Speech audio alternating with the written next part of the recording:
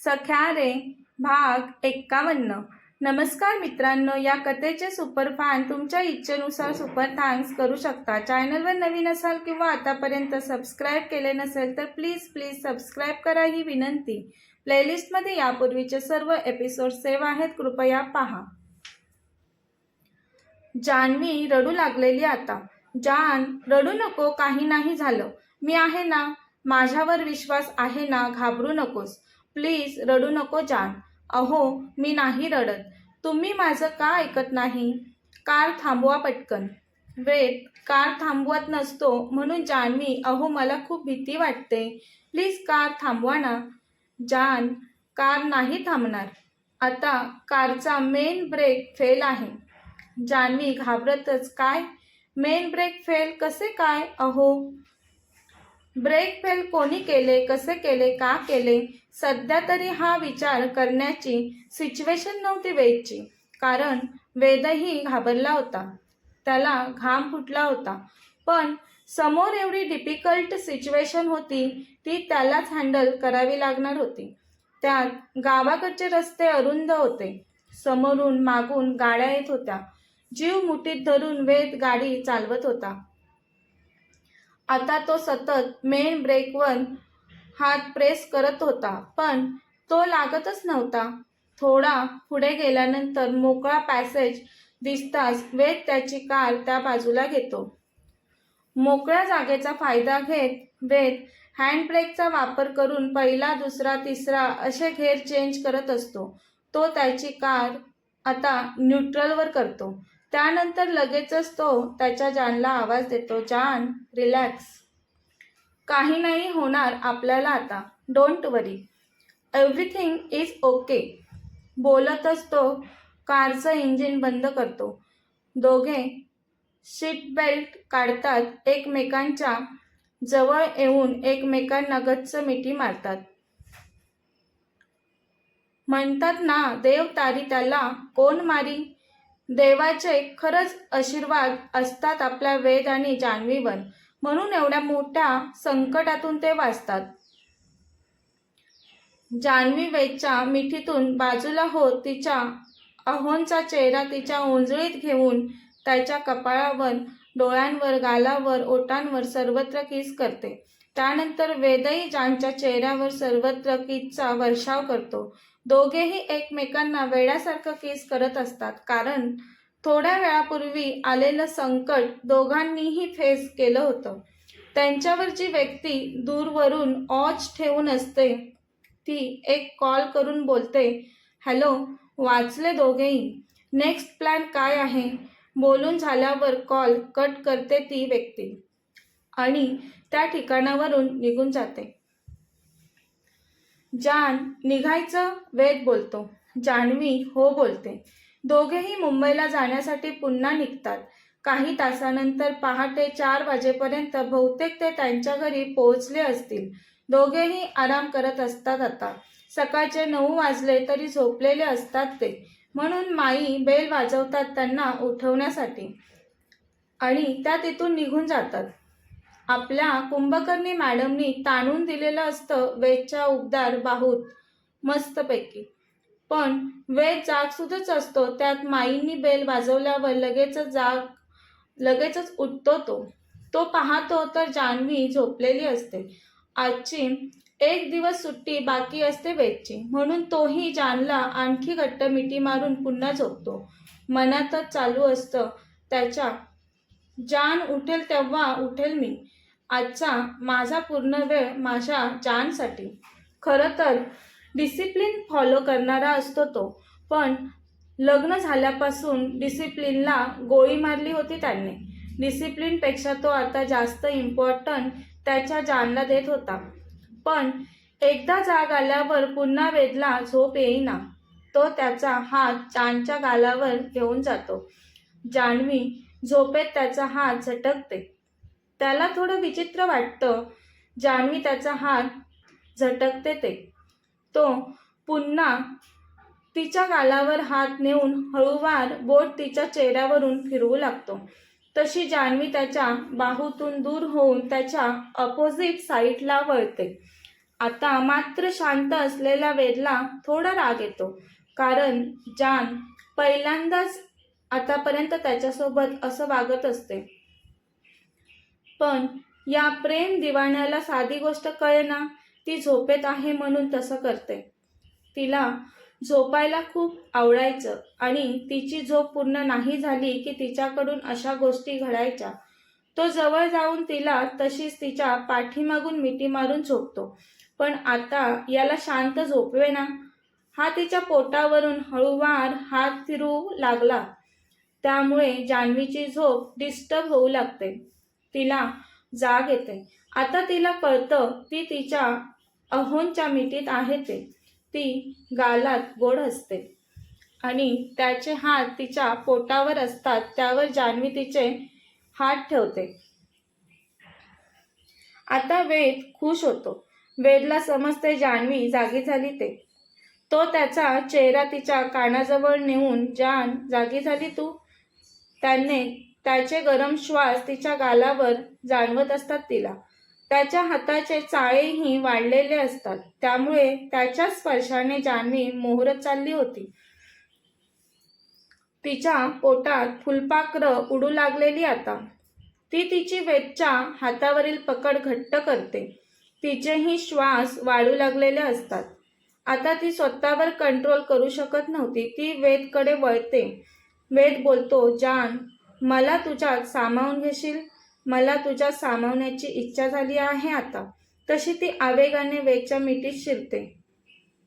वेद बोलतो, जान, मी तुला पाहिजे का? जान ब्लश करत हळूच बोलते. वेद जानला त्याच्या मिठीतून बाजूला करून तिचे ओठ त्याच्या ओठांमध्ये कैद करतो. दोघेही आता वेगाने एकमेकांना किस करू लागतात. तो तिच्या आणि ती त्याच्या ओठांमधील अमृत आता पीत होते. जान्हवी त्याच्यापासून बाजूला होण्याचा प्रयत्न करत म्हणाली, अहो, खूप वेळ झालाय. तो नो बोलून पुन्हा तिचे ओठ त्याच्या ओठांमध्ये घेतो. तिचे ओठ आता लाल झालेले असतात. दुखतंय सोडा, ती पुन्हा बाजूला होत म्हणाली. मग वेदने तिचे ओठ सोडले. तिच्या ओठांवरून 1-2 वेळा अंगठा हळूवार फिरवतो वेद, कारण खूप लाल झाले होते तिचे ओठ आता. तो तिच्या अंगावर जात तिच्या चेहऱ्यावर, मानेवर, गळ्यावर, छातीवर, पोटावर, सर्वत्र त्याच्या ओठांचे ठसे उमटवू लागला होता. वेदच्या स्पर्शाने तिच्या अंगावर रोमांच उभे राहतात. तीही उत्तेजित होऊन वेदच्या प्रत्येक कृतीला साथ देऊ लागलेली. काही वेळाने दोघेही शांत होऊन एकमेकांच्या पुन्हा मिठीत असतात. वेद जानच्या केसातून हात फिरवत तिला प्रेमाने कुरवाळत, जान, तुझं शिक्षण किती झालं आहे विचारतो. जान्हवी विचारते, का हो, आज का असं अचानक विचारत आहात? अगं जान, मी तुला अगोदरच विचारायला हवं होतं. सॉरी, माझ्याकडून राहून गेलं. तू सांग ना, मला तुझ्याकडून ऐकायचं आहे. माझं BCom कंप्लीट झालं आहे. तुला आणखीन शिक्षण कंटिन्यू करायचं आहे का? नाही, नको. मला फक्त आता तुमच्यासोबत जगायचं आहे.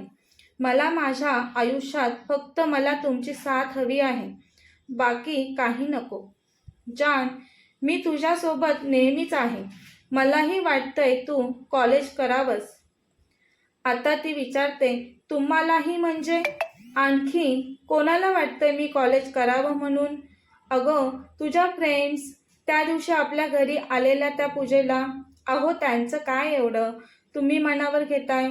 त्यांचं लग्न नाही झालं म्हणून त्या शिकतायत. मला नाही जमणार आता अभ्यास करायला. का नाही जमणार तुला अभ्यास? जमेल, मी घेईल तुझा अभ्यास. आणि लग्न झालं म्हणून काय झालं? मी तुला शिकू देणार नाही असं वाटतंय का तुला? अहो, तसं नाही. मग कसं आहे जान? जा तू कॉलेजला, मी तुझं ॲडमिशन करून देईन. मी उद्यापासूनच ऑफिसला दिवसभर असणार. तू एकटी घरात थांबून बोर होशील. त्यापेक्षा तुझं कॉलेजला ॲडमिशन करतो मी.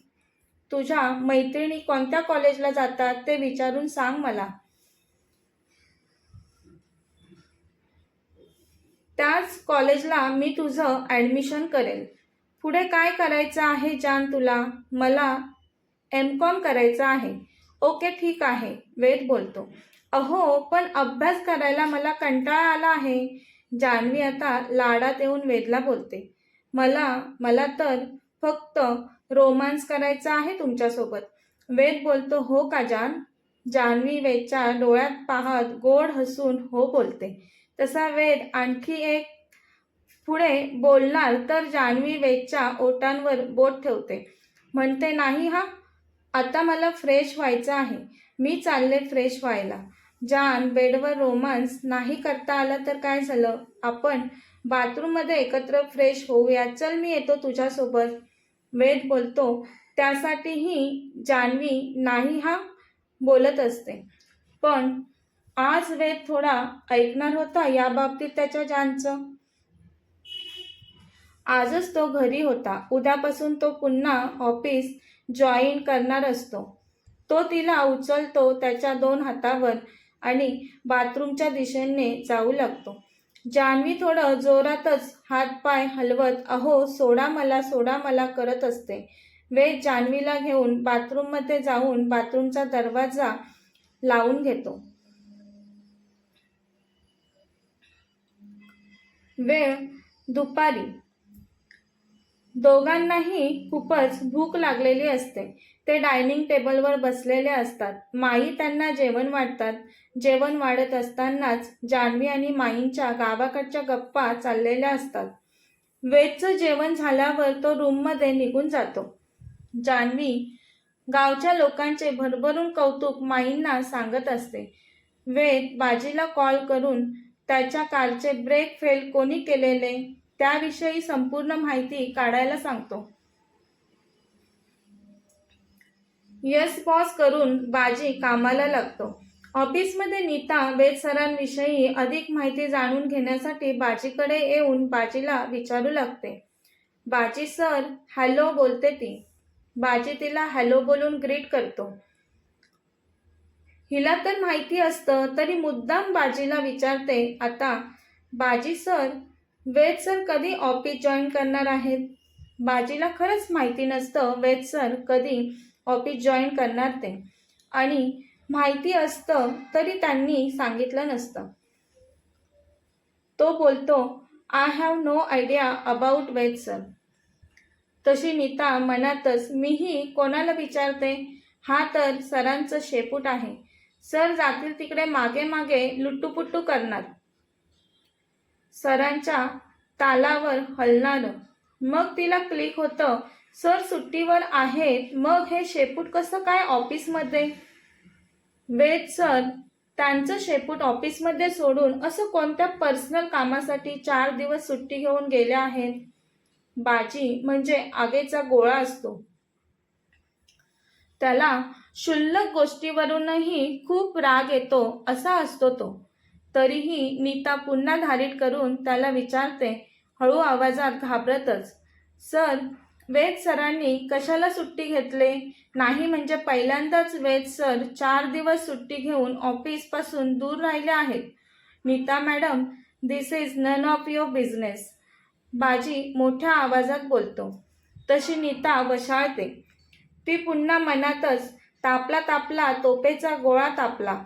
माझ्या अंगावर सुटण्या अगोदरच सटकायला हवं मला इथून. तिला भीती होतीच बाजी रागवेल, आणि बाजी रागवला शेवटी.